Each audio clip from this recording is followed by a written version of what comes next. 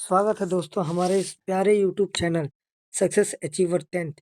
ये channel class 10th बच्चों के लिए है और ये वीडियो उन बच्चों के लिए जो अभी क्लास 9 से 10th में गए हैं या जाने वाले हैं। बट वो बच्चे उसमें कंफ्यूज हैं कि वो कौन सा मैथ्स के लिए रिसोर्स फॉलो करें। एनसीईआरटी करें, एनसीईआरटी एग्जाम्पलर करें, आर.एस. अग्रवाल करें या आर.डी. शर्मा करें। तो मैं उन बच्चों का डाउट क्लियर करके बताना चाहता हूँ कि आप लोग का जो बेस है वो एनसीईआरटी है। अगर आप लोग एनसीईआरटी नहीं करते हो, इट मीन्स आप लोग गद्दारी कर रहे हो, आप लोग बढ़िया से पढ़ नहीं रहे हो। आप लोग का एनसीईआरटी बेस तैयार होना चाहिए, फिर आप लोग एनसीईआरटी एग्जाम्पलर पर आएंगे। क्योंकि 2 साल से मैं सीबीएसई देख रहा हूँ कि एनसीईआरटी और एनसीईआरटी एग्जाम्पलर में से डायरेक्ट क्वेश्चंस आ रहे हैं, कोई बदलाव नहीं हो रहे, कुछ नहीं हो रहा है।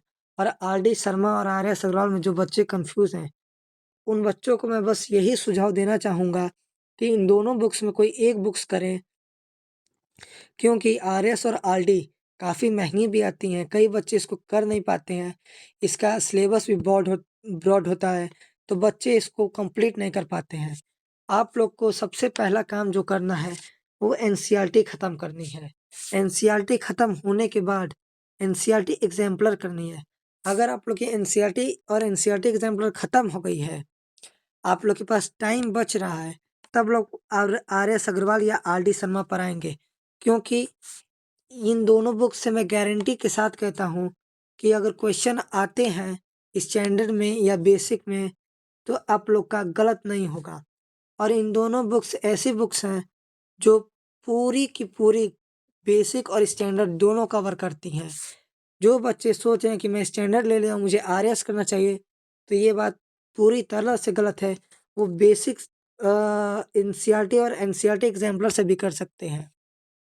अगर इन दोनों बुक्स को ध्यान से पढ़ लेते हैं, कर लेते हैं, तो इनमें कोई दिक्कत नहीं आने वाली। वो आराम से बोर्ड एग्ज़ाम में 75% स्कोर करने के लायक हैं। अगर आप लोग के पास इन दोनों बुक्स के करने के बाद टाइम बच रहा है, तो आर.एस. या आर.डी. शर्मा करें। मैं बार-बार बोल रहा हूँ कि कोई एक बुक करें।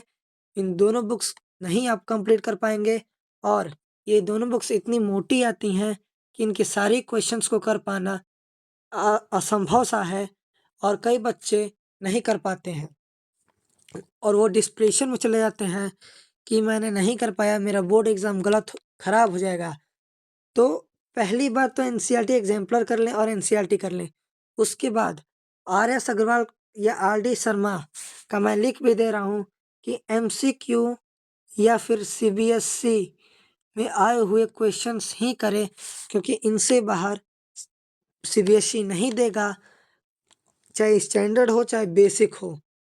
और स्टैंडर्ड और बेसिक में कोई ज़्यादा अंतर नहीं है। बस कभी स्टैंडर्ड का पेपर हार्ड आ जाता है, कभी बेसिक का पेपर हार्ड आ जाता है, कभी स्टैंडर्ड का कोई सेट हार्ड आ जाता है, कभी बेसिक का कोई सेट हार्ड आ जाता है। और मैं इन बुक्स का आप लोग को प्राइस भी बता देता हूँ कि अराउंड एनसीईआरटी आप लोग की आती है अराउंड 150 रुपीज़ की। सेम कॉस्ट की आती है एनसीईआरटी एग्जाम्पलर भी। आर.एस. और आर.डी. ये दोनों बुक्स थोड़ी महंगी आती हैं। आर.डी. शर्मा एमसीक्यू की बुक अलग आती है और थियरी वाली बुक अलग आती है, और इन दोनों को मिला के आपको प्राइस 1200 हो जाता है। वहीं आर.एस. अग्रवाल एमसीक्यू और थियरी दोनों कैप्चर रहता है और इसकी प्राइस 800 रहती है। मैं आप लोग को आखिरी में फिर बोलना चाहता हूँ कि आर.डी. या आर.एस. में से कोई एक करें, दोनों मत करें। और सबसे पहला काम आप लोग एनसीईआरटी करें, उसके बाद एनसीईआरटी एग्जाम्पलर करें, उसके बाद इन अगर टाइम बचता है तो इन दो बुक्स को करें, और लास्ट में एग्ज़ाम के टाइम पर आप लोग पीवाईक्यू कर लें 2-3 साल के। तो आप लोग को बोर्ड में 75% लाने से कोई नहीं रोक सकता है मैथ्स में। ऐसे ही वीडियो पाने के लिए हमारे चैनल को सब्सक्राइब करें और लाइक करें। इस चैनल को सब्सक्राइब करें, लाइक करें, और इसी के साथ इस वीडियो को हम ख़त्म करते हैं। आप लोग अपना साथ सपोर्ट ऐसे ही बनाए रखें। Thank you. आप लोग इस वीडियो को देखने के लिए बहुत बहुत थैंक यू। धन्यवाद। अपना आशीर्वाद मुझ पर बनाए रखें।